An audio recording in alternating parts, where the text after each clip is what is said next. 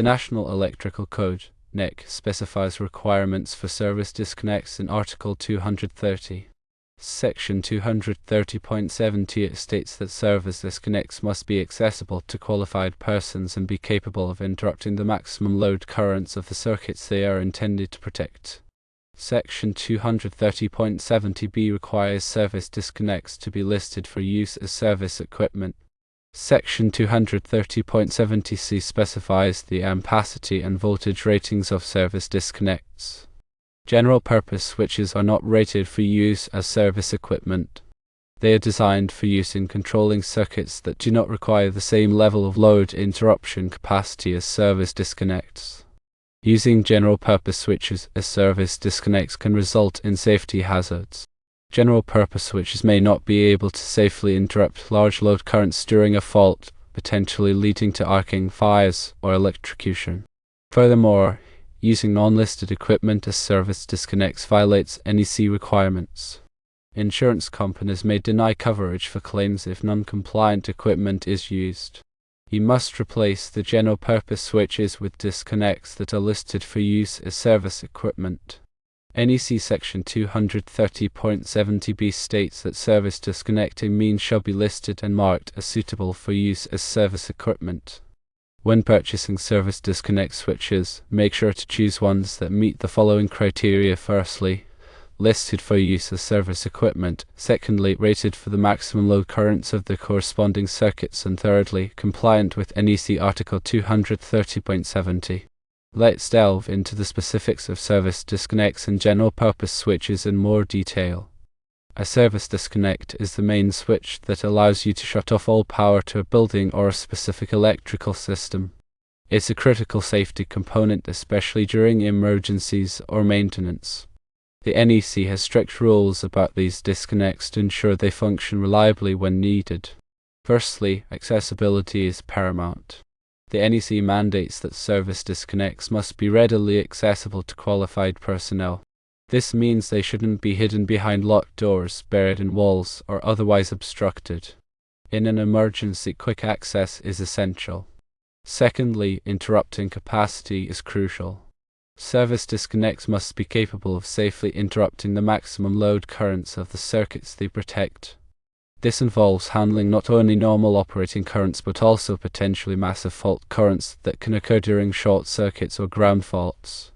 The switch must be able to break the circuit without failing, arcing excessively, or causing a fire. Thirdly, the listing for service equipment is non-negotiable. The NEC explicitly requires that service disconnects be listed for use as service equipment. This means the switch has been tested and certified by a recognized testing laboratory, such as Underwriters Laboratories, to meet specific safety and performance standards for service entrance applications. The listing ensures the switch is robust enough to withstand the rigors of service conditions. Ampacity and voltage ratings are also vital considerations. The service disconnect must have an ampacity rating equal to or greater than the calculated load of the service it protects. The voltage rating must also be suitable for the system voltage. Using a switch with inadequate ratings can lead to overheating, premature failure, and potentially dangerous conditions. On the other hand, general-purpose switches are designed for less demanding applications. They are typically used to control lighting circuits, small appliances, or other low-current loads. They are not engineered to handle the high currents and fault conditions that a service disconnect must endure.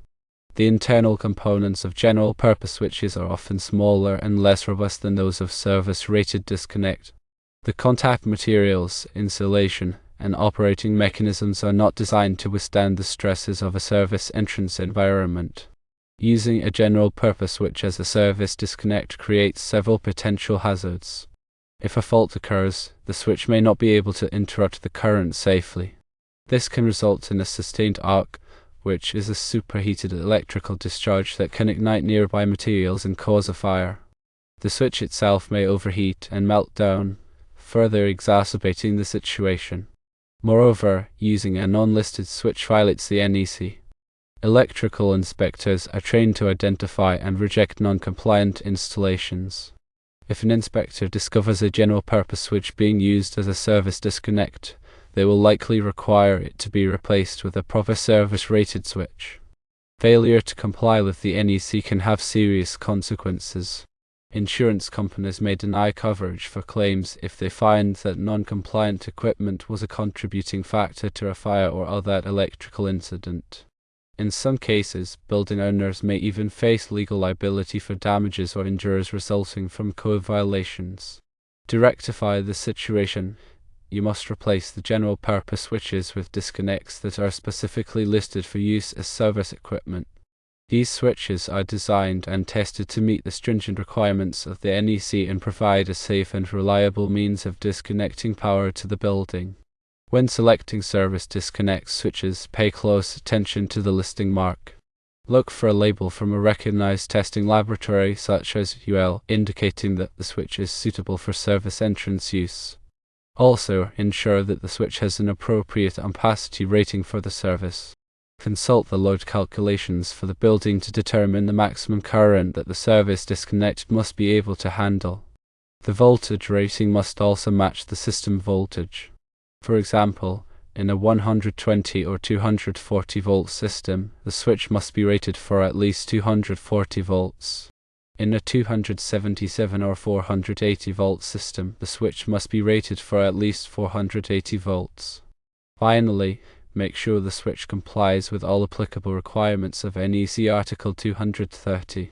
This article covers a wide range of topics related to service entrances, including disconnect locations, grounding, and overcurrent protection. By carefully selecting and installing service disconnect switches that meet these requirements, you can ensure the safety and reliability of the electrical system and avoid potential code violations and insurance issues. Remember, electrical safety is paramount. Always consult with a qualified electrician if you have any questions or concerns about electrical installations. Using the correct components and following the NEC is crucial for protecting people and property from electrical hazards. In summary, while general-purpose switches may seem like a convenient and cost-effective alternative, they are not an acceptable substitute for service-rated disconnects. The potential safety hazards, code violations, and insurance implications are simply too great. Invest in the right equipment and follow the NEC to ensure a safe and compliant electrical installation. It's worth noting that the NEC is updated regularly to reflect new technologies and best practices. Stay informed about the latest code changes to ensure that your electrical work is always up to date. The NEC is a comprehensive document and it can be challenging to navigate. Consider taking a course or attending a seminar on the NEC to gain a deeper understanding of its requirements. Many organizations offer training programs for electricians and other electrical professionals. Furthermore, don't hesitate to ask for help when you need it. Electrical inspectors, engineers, and experienced electricians can provide valuable guidance and assistance. The electrical industry is a collaborative one, and there are many resources available to help you succeed. By working together and sharing knowledge, we can ensure that electrical installations are safe, reliable, and compliant with the NEC. Let's delve a bit deeper into the specific sections of the NEC that are relevant to service disconnects. Article 230 covers service entrances in their entirety from the point of connection to the utility to the main disconnecting means. This article addresses various aspects including service conductors, overcurrent protection, grounding, and, of course, disconnecting means. Section 230.7t, as mentioned earlier, focuses specifically on service disconnecting means. This section outlines the general requirements for these disconnects, including accessibility, interrupting capacity listing, and ratings.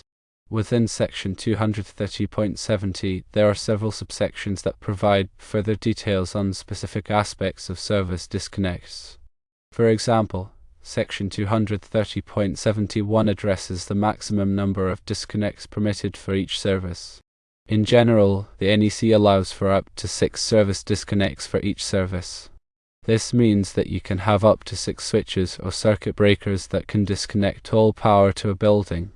However, there are some exceptions to this rule, such as for large buildings with multiple tenants. Section 230.72 covers the grouping of disconnects. The NEC requires that service disconnects be grouped together in a readily accessible location. This makes it easier to shut off all power to a building in an emergency. However, there are some exceptions to this rule, such as for large buildings with multiple tenants. Section 230.75 addresses the identification of disconnects. The NEC requires that each service disconnect be clearly labeled to indicate what it controls. This helps to prevent confusion and ensures that the correct disconnect is used in an emergency. The labeling must be durable and easily readable. Section 230.76 covers the location of disconnects. The NEC requires that service disconnects be located at a readily accessible point nearest the entry of the service conductors. This ensures that the disconnects are easily accessible in an emergency. However, there are some exceptions to this rule, such as for large buildings with multiple tenants. In addition to Article 230, other articles of the NEC may also be relevant to service disconnects. For example, Article 408 covers switchboards and panel boards. This article addresses the construction, installation, and wiring of these components, which often house service disconnects. Article 250 covers grounding and bonding. This article outlines the requirements for grounding and bonding electrical systems to ensure safety. Proper grounding and bonding are essential for preventing electrical shock hazards and ensuring that overcurrent protection devices function properly. Article 110 covers general requirements for electrical installations. This article addresses a wide range of topics, including wiring methods, equipment ratings, and working clearances. The NEC is a complex and comprehensive document, and it is essential to have a thorough understanding of its requirements to ensure safe and compliant electrical installations. Consider taking a course or attending a seminar on the NEC to gain a deeper understanding of its requirements. Many organizations offer training programs for electricians and other electrical professionals. Furthermore, don't hesitate to ask for help when you need it. Electrical inspectors, engineers, and experienced electricians can provide valuable guidance and assistance. The electrical industry is a collaborative one, and there are many resources available to help you succeed. By working together and sharing knowledge, we can ensure that electrical installations are safe, reliable, and compliant with the NEC. Let's consider some specific examples of how the NEC applies to service disconnects in different types of buildings. In a single-family dwelling, the service disconnect is typically located at the main panel board. The disconnect may be a circuit breaker or a switch. The NEC requires that the disconnect be readily accessible and that it be labeled to indicate that it is the service disconnect. In a multi-family dwelling, such as an apartment building, the service disconnects may be located in a common area or in individual units. If the disconnects are located in a common area, they must be readily accessible to all tenants. If the disconnects are located in individual units, they must be readily accessible to the tenant of that unit. In a commercial building, the service disconnects may be located in the switchgear room or in individual tenant spaces. The disconnects must be readily accessible to qualified personnel. In an industrial building, the service disconnects may be located in a switchgear room or in individual equipment areas. The disconnects must be readily accessible to qualified personnel. Regardless of the type of building, the service disconnects must meet the requirements of the NEC. This includes being listed for use as service equipment, having an appropriate ampacity rating, and being properly labeled. Failing to comply with the NEC can have serious consequences. In addition to the safety hazards, code violations can also result in fines, legal liability, and difficulty selling or leasing the property. It is always best to err on the side of caution and ensure that all electrical installations are compliant with the NEC. If you are unsure about any aspect of electrical work, consult with a qualified electrician or electrical engineer. They can provide valuable guidance and assistance. Remember, electrical safety is paramount. Always take the necessary precautions to protect yourself and others from electrical hazards.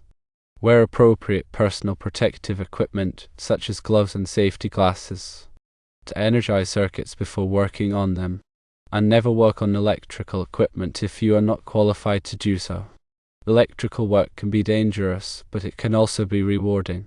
By following the NEC and taking the necessary precautions, you can ensure that electrical installations are safe, reliable, and compliant.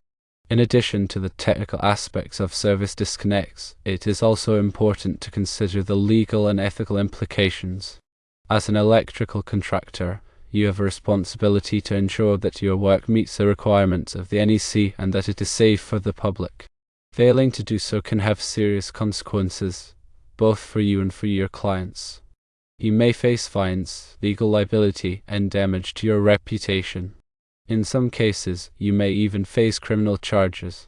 It is therefore essential to take your responsibilities seriously and to always strive to provide high quality, safe, and compliant electrical work.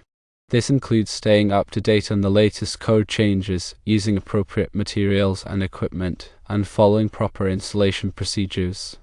It also includes communicating effectively with your clients and ensuring that they understand the risks and benefits of different electrical options. Ethical behavior is also essential in the electrical industry. You should always be honest and transparent with your clients, and you should never engage in any activities that could compromise the safety or integrity of the electrical system. This includes avoiding conflicts of interest, refusing to cut corners to save money, and reporting any code violations or safety hazards that you observe. By upholding high ethical standards, you can build trust with your clients and contribute to a safer and more reliable electrical industry. The NEC is not just a set of rules, it is a framework for ensuring electrical safety and protecting the public. By understanding and following the NEC, you can play a vital role in creating a safer and more sustainable world. Remember, electrical safety is everyone's responsibility. Let's delve into some of the specific types of service disconnect switches that are available in the market. There are several different types of service disconnect switches, each with its own advantages and disadvantages. The most common types of service disconnect switches include fuse disconnect switches, non-fuse disconnect switches, and circuit breakers. Fuse disconnect switches incorporate fuses to provide overcurrent protection in addition to disconnecting the power. The fuses are typically located within the switch enclosure and are accessible when the switch is open.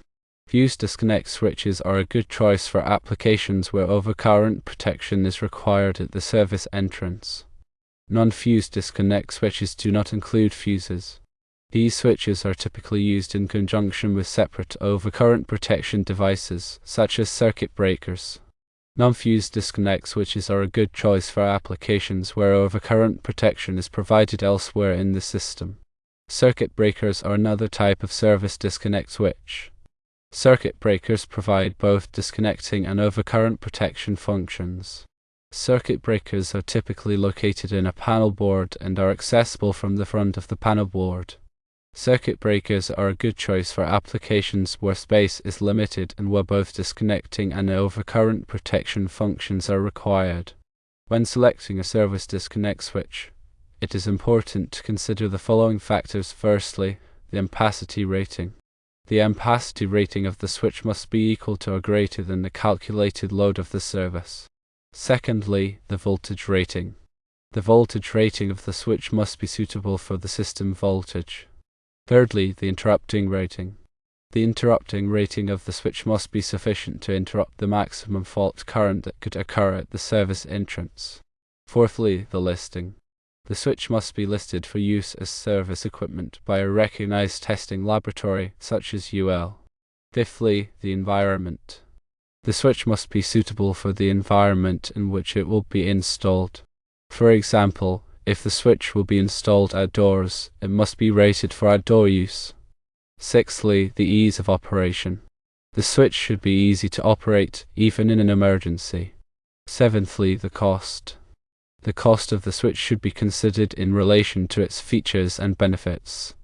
By considering these factors, you can select a service disconnect switch that is appropriate for your application and that will provide safe and reliable service. It is also important to consider the installation requirements for service disconnect switches. The NEC specifies the requirements for the installation of service disconnect switches in Article 230. These requirements cover a wide range of topics, including the location of the switch, the wiring methods, and the grounding and bonding requirements. It is essential to follow these requirements carefully to ensure that the installation is safe and compliant with the NEC. In addition to the NEC requirements, there may also be local codes and regulations that apply to the installation of service disconnect switches. It is important to check with the local authorities to determine what these requirements are.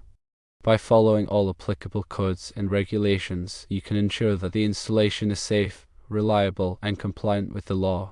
Finally, it is important to have the installation inspected by a qualified electrical inspector. The inspector will verify that the installation meets the requirements of the NEC and other applicable codes and regulations. If the installation passes inspection, the inspector will issue a certificate of compliance. This certificate is proof that the installation is safe and compliant with the law. In summary, selecting and installing service disconnect switches is a complex process that requires careful consideration of a number of factors.